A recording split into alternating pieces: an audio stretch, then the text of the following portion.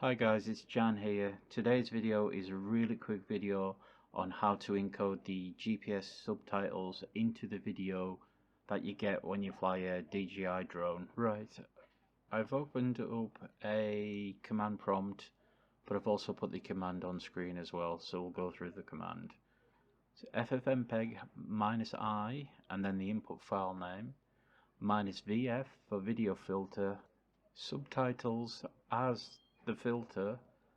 As the subtitles are embedded into the video, we put in the original file again, and then we force the subtitles at font size 10.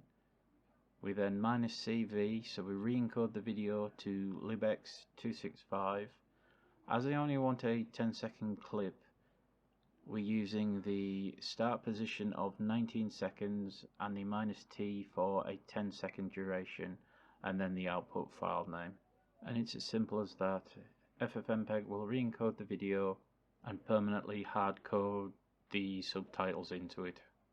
Here is the drone footage with the hard-coded GPS subtitles. Guys, if you like the video, please consider becoming a subscriber.